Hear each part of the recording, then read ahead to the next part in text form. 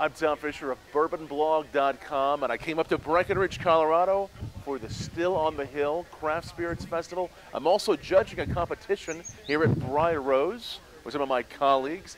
I'm going to take you through the process of what I look for when I'm nosing and tasting and judging a spirit. And when we're doing these kind of spirit competitions, there's a lot of things we're looking for. The very first one is appearance. We want to make sure it's not cloudy. Does it look like what is to be expected in that classification of spirit? For example, this is a bourbon I'm holding up here, and it looks like a bourbon. Some will be lighter, some will be darker. The next thing we're looking for is aroma profile. So, we spent a little time nosing the spirit.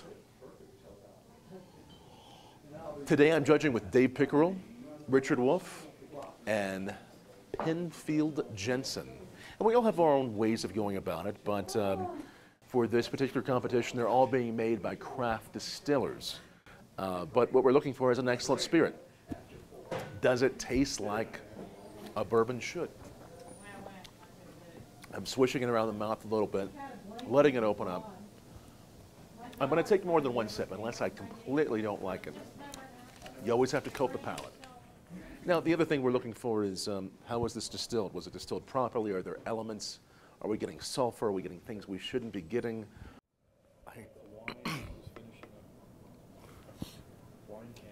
I mean, to me, the finish on number one sort of tastes like, I mean, I hate to say it that way, but it really is, whatever it is, it's very, does it taste off in some way? Some of the spirits we've been tasting today have been delicious. Even though we're coming up with some of these conclusions on our own, based upon our expertise, we also want to have a dialogue. The palate kind of went sort of different places, but it's pretty good. For what it is, I mean, yeah. Rye malt's supposed to be delicate. It's a rye malt, delicate. That's right. Yeah. It's supposed to be more delicate. Right. It's not supposed to be in your face like most rye is. Right. The last thing we're looking for, basically, are just conclusions. The finish. You know, we taste it. What's that finish like? What are those end notes? What does it leave us with? Is it bold? Is it powerful? Does it have too much proof, too much heat? Sometimes it can have a whole lot of heat and be beautiful. Sometimes it can be too powerful. Sometimes a whiskey's not ready to release, and sometimes it's perfect. So it really is a thoughtful, analytical process. This one is, again, a malt and rye blend. And I think he was being very secretive about it.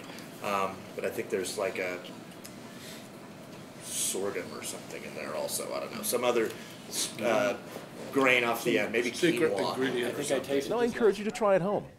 Have your friend, your husband, your wife, your neighbor pour you something, and don't have them tell you what it is. Try it with about 3 in that category, and then see what you like. You may end up liking a whiskey that you never thought you liked before. You may end up picking the one that's not that expensive.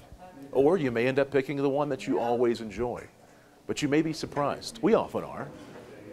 Very surprised.